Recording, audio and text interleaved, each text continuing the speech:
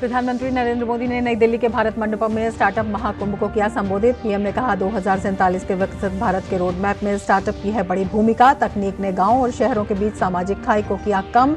45% से ज्यादा स्टार्टअप का नेतृत्व कर रही हैं महिलाएं।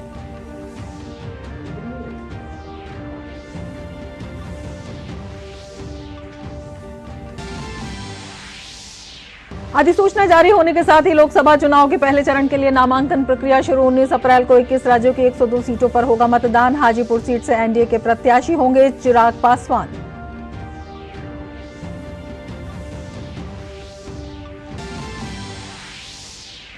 एआईएडीएमके ने लोकसभा चुनाव के लिए 16 उम्मीदवारों की जारी की पहली सूची। डीएमके ने आगामी लोकसभा चुनाव के लिए जारी किया पार्टी का घोषणा पत्र। तेलंगाना की पूर्व राज्यपाल तमिलिसाई सुंदरराजन भाजपा में हुई शामिल।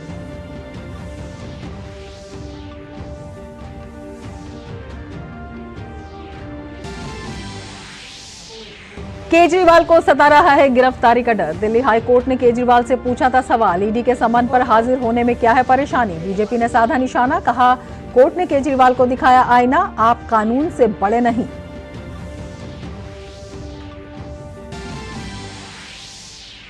पश्चिम बंगाल में आयकर विभाग एक्शन में। ममता सरकार में मंत्री अरूप विश्वास के भाई स्वरूप विश्वास के टॉलीगंज स्थित आवास पर आईटी की छापेमारी।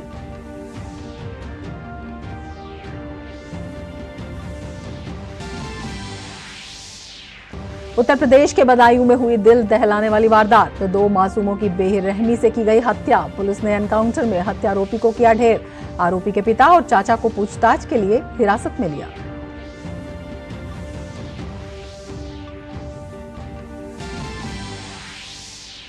देश में होली के त्योहार को लेकर उल्लास का माहौल। मथुरा के द्वारकाधीश मंदिर और अयोध्या के हनुमानगढ़ी में भक्तों ने मनाई रंगभरी एकादशी। पीएम मोदी ने दी बधाई, कहा मेरी कामना है कि काशी सहित देश भर के मेरे परिवारजनों के जीवन में समृद्धि और खुशहाली आए।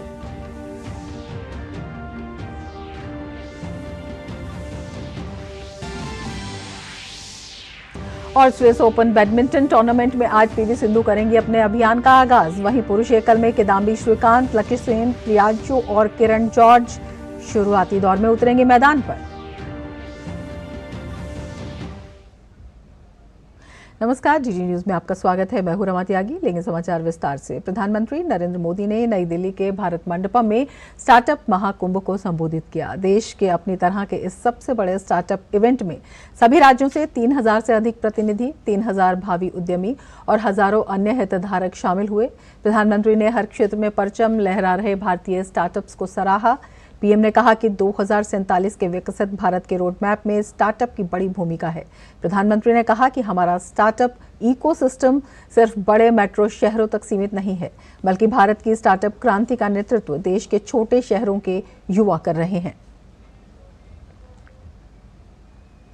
देश ने स्टार्टअप इंडिया अभियान के तहत इनोवेटिव आइडियाज को एक प्लेटफॉर्म दिया, उनको फंडिंग के सोर्स से कनेक्ट किया। एजुकेशनल इंस्टीट्यूशंस में इंक्यूबेटर स्थापित करने का अभियान भी चलाया। हमारा स्टार्टअप इकोसिस्टम सिर्फ बड़े मेट्रो शहर तक सीमित नहीं है, ये देश के 600 से अधिक जिलों तक पहुंच चुका है। प्रधानमंत्री ने कहा कि भारत की युवा शक्ति का सामर्थ्य आज पूरी दुनिया देख रही है। पीएम ने कहा कि इस सामर्थ्य पर भरोसा करते हुए देश ने स्टार्टअप इकोसिस्टम निर्माण की तरफ अनेक कदम उठाए हैं। Agriculture, textile, medicine, transport, space, even मैंने देखा योगा में स्टार्टअप शुरू हुए हैं, आयुर्वेद में स्टार्टअप शुरू हुआ है। 300, 400 की संख्या में है। स्पेस में 50 से अधिक सेक्टर्स में भारत के स्टार्टअप बहुत अच्छा काम कर रहे हैं और ऑलरेडी हमारे स्टार्टअप स्पेस शटल लॉन्च करने लगे हैं जी। पीएम ने कहा कि भारत आज अगर वैश्विक स्टार्टअप स्पेस के लिए नई उम्मीद, नई ताकत बनकर उभरा है तो इसके पीछे एक सोचा समझा विजन रहा है। भारत ने सही समय पर सही निर्णय लिए हैं। 2014 में जहां देश में कुछ 100 स्टार्टअप भी नहीं थे, आज भारत में करीब 1.25 लाख रजिस्टर्ड स्टार्टअप्स हैं और इनसे करीब 12 लाख नौजवान सीधे तौर पर जुड़े हुए हैं। हमारे पास 110 से ज्यादा यूनिकॉर्न्स हैं। हमारे स्टार्टअप्स ने लगभग 12,000 पैटेंट्स फाइल किए हैं। प्रधानमंत्री ने स्टार्टअप महाकुंभ में एक विशाल प्रदर्शनी का भी अवलोकन किया। पीएम ने वहां आए स्टार्टअप्स के बारे में जानकारी ली। प्रधानमंत्री ने वहां मौजूद युवाओं का उत्साहवर्धन किया।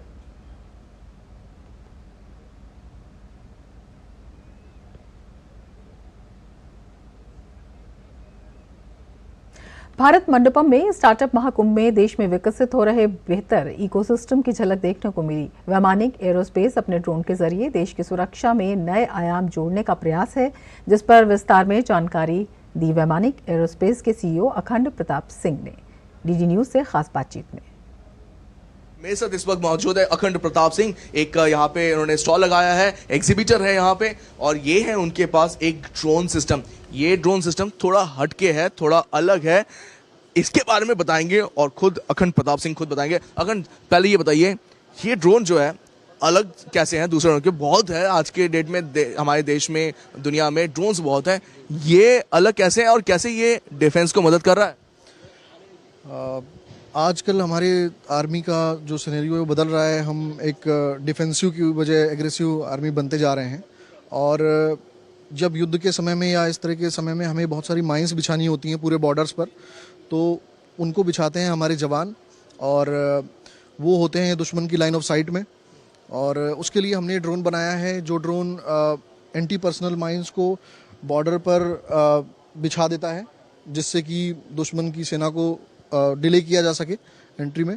और ये बहुत ही हम रिकॉर्ड रख पाते हैं हर माइन का, कहाँ पर वो गिराई जा रही है, इसके हमारे पास कोऑर्डिनेट्स होते हैं, और जिससे हम बाद में जब हमें उस माइन फील्ड को क्लियर करना हो तो हम उसे आसानी से वो कर सकें। यहाँ पे आप लोग क्या आर्टिफिशियल इंटेलिजेंस का भी हेल्प ले रहे हैं?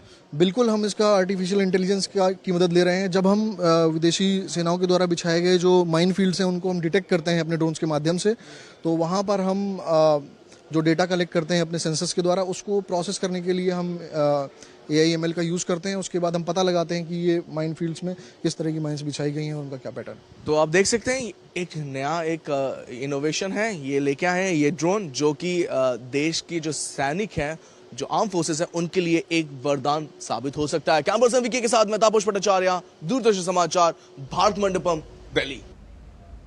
और बुलेटिन में बात करते हैं 24 की चुनौती की।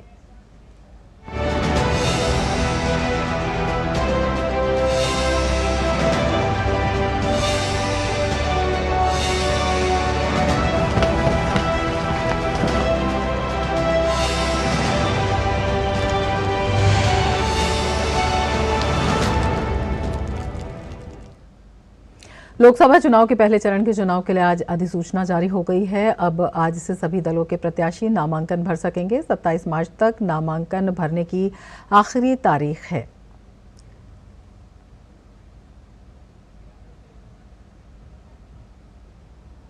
केंद्रीय चुनाव आयोग की घोषणा के साथ ही 18वीं लोकसभा के गठन की प्रक्रिया चल रही है। 17वीं लोकसभा का कार्यकाल 16 जून को पूरा हो रहा है। चुनाव 7 चरणों में होंगे और सभी सीटों के लिए मतों की गिनती 4 जून को होगी। 19 अप्रैल को मतदान होगा। पहले चरण में अरुणाचल प्रदेश, असम, बिहार, छत्तीसगढ़, मध्य प्रदेश, महाराष्ट्र, मणिपुर, मेघालय, मिजोरम, नागालैंड, राजस्थान, सिक्किम, तमिलनाडु, त्रिपुरा, उत्तर प्रदेश, उत्तराखंड, पश्चिम बंगाल, अंडमान निकोबार, जम्मू कश्मीर, लक्षद्वीप, पुदुचेरी की कुल 102 सीटों पर वोट डाले जाएंगे।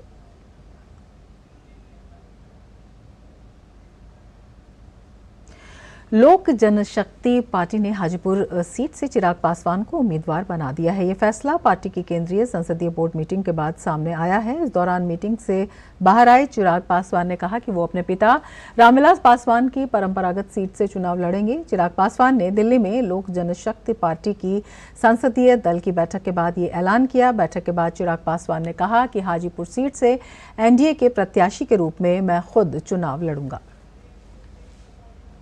ये एक सहमति जरूर हुई है और आज भी केंद्रीय संसदीय बोर्ड में भी इस बात को लेकर औपचारिक मुहर लगा दी गई है।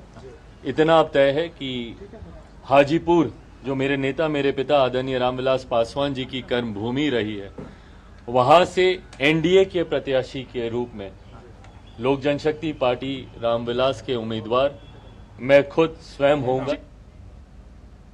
लोकसभा चुनाव से पहले बिहार में लगातार नए समीकरण बनते नजर आ रहे हैं। जन अधिकार पार्टी प्रमुख पप्पू यादव ने अपनी पार्टी का कांग्रेस में विलय कर दिया है और वे कांग्रेस में शामिल हो गए हैं। हम लोग मिलकर 24 भी जीतेंगे और 25 तो जीतेंगे ही जीतेंगे।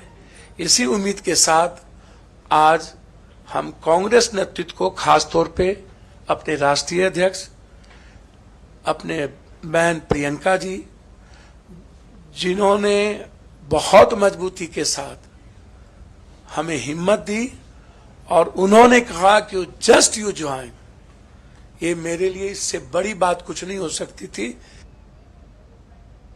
लोकसभा चुनाव के लिए कांग्रेस पार्टी आज अपनी तीसरी सूची जारी कर सकती है। जानकारी के मुताबिक आज 40 लोकसभा सीटों के लिए प्रत्याशियों के नामों का ऐलान किया जा सकता है। लोकसभा चुनाव में उम्मीदवारों के नाम तय करने के लिए कल नई दिल्ली में कांग्रेस की केंद्रीय चुनाव समिति की बैठक हुई थी।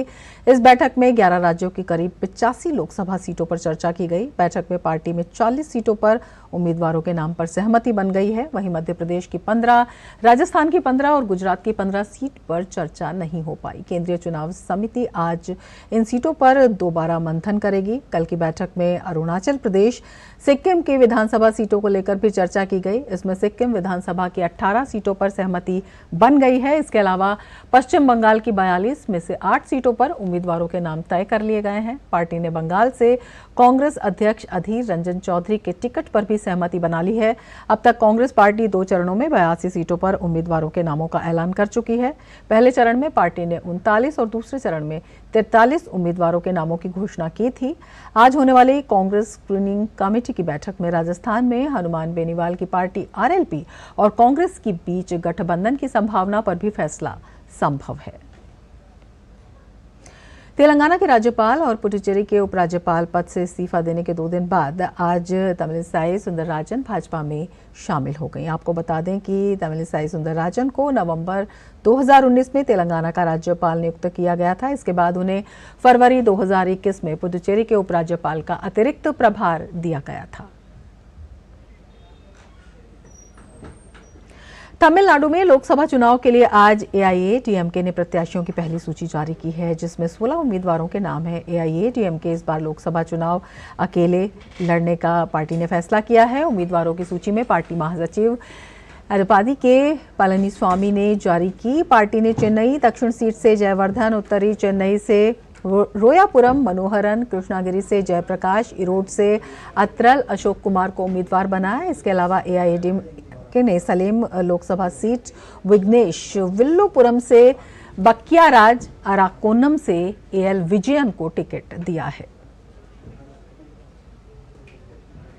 लोकसभा चुनाव के मद्देनजर आज डीएमके ने अपना चुनावी घोषणा पत्र जारी कर दिया है। तमिलनाडु के मुख्यमंत्री एमके स्टालिन, डीएमके सांसद कनिमोई और अन्य पार्टी नेताओं की मौजूदगी में चेन्नई में ये घोषणा पत्र जारी किया गया। इसके साथ ही पार्टी ने अपने 16 उम्मीदवारों की सूची भी जारी की है। पार्टी ने उत्तरी चेन्नई से कलानिधि वीरस्वामी, दक्षिणी चेन्नई से थमिजाची थंगापांडियन, मध्य चेन्नई से दयानिधि मारन, श्री पेरुम्बुदूर से टीआर बालू, तिरुवनमलाई से अन्नादुरई, नीलगिरी से राजा और तुतुकुडी से कनिमोई को टिकट दिया है। लोकसभा चुनाव से पहले तमिलनाडु के मुख्यमंत्री एमके स्टालिन ने बुधवार को अपनी पार्टी का घोषणा पत्र जारी किया। अपने चुनावी घोषणा पत्र में डीएमके ने राज्यपाल कार्यालय पर निशाना साधते हुए कहा कि जब तक राज्यपाल का पद समाप्त नहीं हो जाता तब तक राज्य में राज्यपाल की नियुक्ति राज्य के मुख्यमंत्री के परामर्श से की जानी चाहिए। घोषणा पत्र में यह भी कहा गया कि अनुच्छेद 361 जो राज्यपालों को आपराधिक कार्रवाई से छूट प्रदान करता है, संशोधन उसमें किया जाएगा। इसके अलावा डीएमके ने कहा कि तिरुकुरल को राष्ट्रीय पुस्तक बनाया जाएगा, जबकि राष्ट्रीय शिक्षा नीति और एनईटी को तमिलनाडु में लागू नहीं किया जाएगा। घोषणा पत्र में यह भी कहा गया कि राज्य में सीएए और यूसीसी लागू नहीं किया जाएगा। डीएमके ने आगामी लोकसभा चुनाव के लिए 21 उम्मीदवारों की अपनी पहली सूची भी जारी की, जिसमें 12 नए उम्मीदवार शामिल हैं, जिसमें कनिमोई तुतुकुडी से चुनाव लड़ रही हैं। पार्टी ने उत्तरी चेन्नई से कलानिधि वीरासामी, दक्षिणी चेन्नई से तमिलाची थंगापांडियन, मध्य चेन्नई से दयानिधि मारन, श्री पेरुम्बदूर से टीआर बालू, अराकोणम से जगत चौहान और वेल्लोर से कंधीर को मैदान में उतारने का फैसला किया है। कर्नाटक के पूर्व सीएम बसवराज बोम्मई ने कहा कि कांग्रेस विभाजन के कगार पर है। मेरा मानना है कि जिस क्षण हमारे प्रधानमंत्री नरेंद्र मोदी शपथ लेंगे, कांग्रेस के विभाजित होने की पूरी संभावना है। Congress is in the last legs in most of the states, except few states, and there is lot of internal lot of disturbances are there, and leadership has been questioned, and further the results will be so dampening for Congress. It is on the verge of splitting.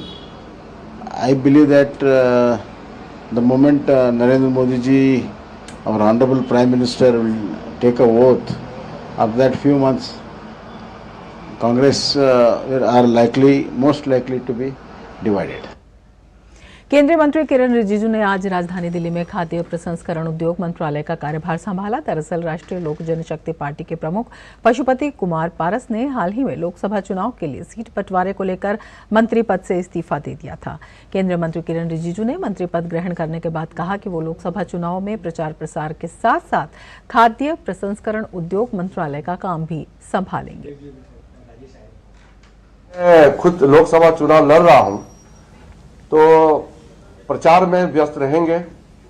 अपने लोकसभा क्षेत्र में और देश के विभिन्न भागों में हम चुनाव प्रचार करते हुए मोदी जी के नेतृत्व में सरकार का कामकाज के बारे में बताते हुए मोदी जी के लिए आशीर्वाद प्राप्त करने के लिए हम बहुत व्यस्त रहेंगे। लेकिन सरकारी कामकाज बंद नहीं रहेगा। मंत्रालय का काम में कोई बाधा नहीं आएगा। जैसे काम चल रहे हैं और जो तय किया गया मंत्रालय का काम है वो पूर्ण रूप से हम लोग संचालित करते रहेंगे। विदेश मंत्री एस जयशंकर ने लोकतंत्र के तीसरे शिखर सम्मेलन को संबोधित किया। अपने संबोधन में उन्होंने भारत सरकार द्वारा महिलाओं को केंद्र में रखकर बनाई गई नीतियों का जिक्र किया। संसद और राज्यों के विधानसभा में महिलाओं के लिए 33% सीटों को आरक्षित किए जाने पर उन्होंने कहा कि ये चुनावी लोकतंत्र में महिलाओं की भागीदारी को सुदृढ़ करने के प्रति भारतीय प्रतिबद्धता को दर्शाता है। By reserving seats for women in local bodies, we today have 1.4 million women, or the largest cohort of elected women representatives at the grassroots level in any part of the world. Our recent decision to extend 33% reservation for women in both parliament and state legislatures recognizes the fundamental principle that women's voices are indispensable in shaping the nation's destiny. Delhi उच्च न्यायालय ने मुख्यमंत्री अरविंद केजरीवाल द्वारा excise policy मामले में प्रवर्तन निदेशालय द्वारा उन्हें जारी किए गए सभी समन को चुनौती वाली याचिका पर सुनवाई करते हुए ईडी से जवाब मांगा है। साथ ही कोर्ट ने केजरीवाल के ईडी के सामने पेश न होने पर भी सवाल उठाए। कोर्ट ने कहा कि समन आपके नाम से जारी हुए हैं, आप भी देश के नागरिक हैं, पेश होने में दिक्कत क्या है। वहीं ईडी ने याचिका का विरोध करते हुए कहा कि केजरीवाल की याचिका सुनवाई लायक ही नहीं है। सुनवाई में केजरीवाल को फिलहाल ना तो गिरफ्तारी से संरक्षण मिला है और ना ही कोर्ट ने ईडी के समन पर रोक लगाई है। मामले में अगली सुनवाई 22 अप्रैल को होगी। दिल्ली हाईकोर्ट से मुख्यमंत्री केजरीवाल को राहत न मिलने पर दिल्ली भाजपा अध्यक्ष वीरेंद्र सचदेवा ने कहा है कि कोर्ट ने केजरीवाल को आईना दिखा दिया है, आप कानून से बड़े नहीं हैं। केजरीवाल को कोर्ट से रिलीफ नहीं मिला और ये केजरीवाल खुद ईडी के सम्मन को अवैध बताते थे और खुद ही कोर्ट गए थे, लेकिन कोर्ट ने आज उनको आईना दिखा दिया कि आप कानून से बड़े नहीं हैं। आपको जांच एजेंसी का सामना भी करना पड़ेगा और जवाब भी देना पड़ेगा। तो मैं अरविंद केजरीवाल और उनकी आम आदमी पार्टी के सभी नेताओं से कहता हूं कि अब झूठी बहानेबाजी छोड़िए, जांच का सामना कीजिए, कोर्ट में पेश होइए। पश्चिम बंगाल में आयकर अधिकारियों ने सत्तारूढ़ टीएमसी सरकार में मंत्री अरूप विश्वास के भाई और तृणमूल नेता स्वरूप विश्वास के घर पर छापा मारा। आज सुबह आयकर अधिकारियों ने सेंट्रल फोर्स के जवानों के साथ स्वरूप विश्वास के घर पहुंचकर छापेमारी की। उत्तर प्रदेश के बदायूं जिले में मंगलवार शाम को 2 बच्चों की निर्मम हत्या के मामले में पुलिस ने आरोपी साजिद के पिता और चाचा को पूछताछ के लिए हिरासत में लिया है। मंगलवार को बदायूं के सिविल लाइंस थाना क्षेत्र की बाबा कॉलोनी में कल देर शाम एक व्यक्ति ने घर में घुसकर 3 सगे भाइयों आयुष, युवराज और हनी पर कुल्हाड़ी से हमला कर दिया, जिसमें आयुष और हनी की मौत हो गई, जबकि गंभीर रूप से घायल अवस्था में युवराज को जिला अस्पताल में भर्ती कराया गया, जहां उसका इलाज चल रहा है। बच्चों की हत्या की घटना के बाद मौके पर तनाव फैल गया और भीड़ ने जमकर हंगामा किया। घटना की सूचना मिलने के बाद पुलिस प्रशासन के आला अधिकारी मौके पर पहुंच गए। तनाव को देखते हुए मौके पर भारी संख्या में पुलिस बल को तैनात किया गया है। पुलिस ने त्वरित कार्रवाई करते हुए हत्या के एक आरोपी को मुठभेड़ में मार गिराया। हत्या के कारणों का पता लगाने के लिए पुलिस मामले की जांच में जुटी है।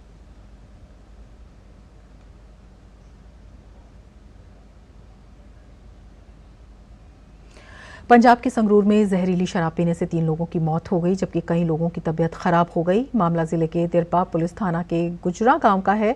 घटना के बाद गांव में हाहाकार मच गया। परिजनों का रो रो कर बुरा हाल है। घटना की जानकारी मिलने पर पुलिस मौके पर पहुंची और मामले की जांच में जुट गई है, लेकिन जहरीली शराब से मौत का ये पहला मामला नहीं है। पिछले साल संगरूर के ही नमोल गांव में नकली शराब पीने से 3 मजदूरों की मौत हो गई थी। घटना के बाद लोगों में खासा रोष है। स्पेशल डीजीपी कानून एवं व्यवस्था अर्पित शुक्ला ने कहा कि जांच के लिए एसआईटी का गठन किया गया है और डीसी ने मैजिस्ट्रियल जांच भी कराई है। हमारे सीनियर अधिकारी दड़बा गए हुए हैं जहां पे ये वाकया हुआ है और एसआईटी कॉन्स्टिट्यूट की गई है और डीसी की तरफ से भी एक मैजिस्ट्रियल इंक्वायरी मार्क कर दी गई है और जैसे ही डिटेल्स आते हैं हम आपके साथ शेयर करेंगे। अभी तक 3 लोगों के मरने की खबर है और कुछ लोग की तबीयत खराब भी है। चुनावी चंदे के लिए इलेक्टोरल बॉन्ड्स के इस्तेमाल को लेकर आम लोगों का भी कहना है कि इससे चंदे की प्रक्रिया में पारदर्शिता आती है। आइए सुनते हैं क्या कुछ उनका कहना है। मेरे विचार से तो एक बहुत पारदर्शी व्यवस्था है। चुनावी बॉन्ड लेके चंदा दिया गया है पार्टियों को और न केवल भारतीय जनता पार्टी को, सभी पार्टियों को चंदा दिया गया है और स्वाभाविक रूप से जब ये बॉन्ड लेके दिया गया है तो ये एक पक्की व्यवस्था है जिसको छुपाया नहीं जा सकता। देने वाले के उस बैलेंस शीट में भी एंट्री है और लेने वाले की बैलेंस शीट में भी एंट्री है। अगर कुछ कमियां हैं उसमें तो उसमें सुधार कर लिया जाना चाहिए, लेकिन ऐसी व्यवस्थाएं चलती रहे तो अच्छा है। बॉन्ड सही है, बिल्कुल सही पैसा है ये। अब तक जितना था वो काला धन आता था, इस बार पूरा नंबर 1 में आया है पैसा। सोमेंदु बागची को इराक गणराज्य में भारत के अगले राजदूत के रूप में नियुक्त किया गया है। सोमेंदु बागची वर्तमान में विश्व मामलों की भारतीय परिषद के डीडीजी पद पर तैनात हैं। सोमेंदु बागची जल्द ही राजदूत का कार्यभार संभालेंगे।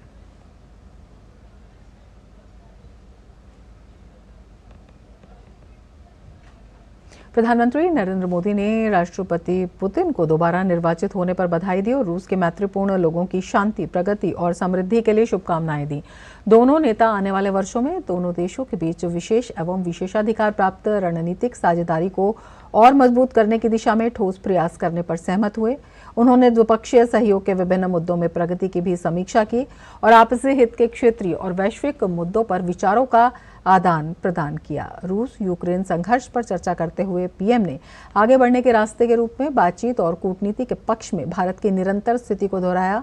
दोनों नेता संपर्क में बने रहने पर सहमत हुए। प्रधानमंत्री नरेंद्र मोदी ने रूस के राष्ट्रपति व्लादिमीर पुतिन के साथ टेलीफोन पर बातचीत की। प्रधानमंत्री ने पुतिन से बातचीत को लेकर सोशल मीडिया एक्स पर पोस्ट किया। उन्होंने कहा, राष्ट्रपति पुतिन से बात की और उन्हें रूसी संघ के राष्ट्रपति के रूप में फिर से चुने जाने पर बधाई दी। हम आने वाले वर्षों में भारत रूस के विशेषाधिकार प्राप्त रणनीतिक साझेदारी को और गहरा और विस्तारित करने के लिए मिलकर काम करने पर सहमत हुए। रंग भरी एकादशी के साथ ही होली का त्योहार आज से शुरू हो गया है और उसकी धूम देश भर में हर जगह देखने को मिल रही है। अयोध्या नगरी के हनुमानगढ़ी मंदिर और वृंदावन के बांके बिहारी मंदिर में पूरे उल्लास और उमंग के साथ रंग भरी एकादशी मनाई जा रही है। लोग भक्ति से सराबोर होकर एक दूसरे को रंग लगा रहे हैं। रंग भरी एकादशी फाल्गुन मास की अंतिम एकादशी होती है। फाल्गुन शुक्ल पक्ष की एकादशी को रंग भरी एकादशी का व्रत किया जाता है। इस दिन भगवान शिव के साथ ही श्री विष्णु और आंवले के वृक्ष की पूजा होती है। प्रधानमंत्री नरेंद्र मोदी ने सोशल मीडिया प्लेटफॉर्म एक्स पर रंगभरी एकादशी की बधाई देते हुए लिखा कि बाबा विश्वनाथ के सभी भक्तों को रंगभरी एकादशी की ढेरों शुभकामनाएं। भगवान शिव और मां पार्वती से जुड़े इस पावन अवसर के साथ ही काशी में होली का पर्व भी शुरू हो रहा है। मेरी कामना है कि उनके आशीर्वाद से काशी सहित देश भर के मेरे परिवारजनों के जीवन में समृद्धि और खुशहाली आए। पवित्र श्री अमरनाथ यात्रा की तारीख घोषित होने का श्रद्धालुओं को बेसब्री से इंतजार है। जम्मू कश्मीर के राजभवन में आज श्री अमरनाथ श्राइन बोर्ड की अहम बैठक प्रस्तावित है। इसमें यात्रा तिथियों की घोषणा की जा सकती है। तिथियां घोषित होने के बाद अप्रैल में अग्रिम यात्रा पंजीकरण प्रक्रिया शुरू हो सकती है। बोर्ड ने पवित्र गुफा सहित अन्य ट्रैक पर बर्फ हटाने और दूसरे कार्यों के लिए निविदाएं भी जारी की हैं। इसमें अप्रैल मई के बीच बर्फ हटाकर यात्रा की तैयारियां की जाएंगी। जम्मू कश्मीर के निर्धारित अस्पतालों में यात्रियों के लिए अनिवार्य स्वास्थ्य प्रमाण पत्र भी जारी किए जाएंगे। इसके साथ इस बुलेटिन में फिलहाल इतना ही। दीजिए इजाजत। नमस्कार।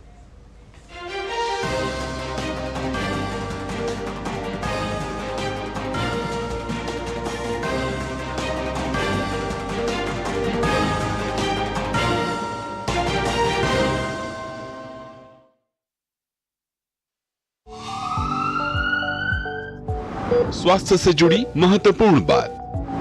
देश के प्रख्यात विशेषज्ञों के साथ व्यस्त जीवन में रखें अपने स्वास्थ्य का ध्यान। सेहत के लिए जरूरी है पोषण, साथ ही रोजाना करें व्यायाम। कैसे हो रोग के लक्षणों की पहचान, बीमारियों की कैसे करें रोकथाम। यदि आप हैं किसी रोग से परेशान, फोन और ईमेल के माध्यम से पूछें अपना सवाल। विशेषज्ञों से मिलेगा सही समाधान। देखिए स्वास्थ्य से जुड़ा विशेष कार्यक्रम टोटल हेल्थ हर शनिवार और रविवार सुबह 8:30 बजे सिर्फ डीडी न्यूज पर।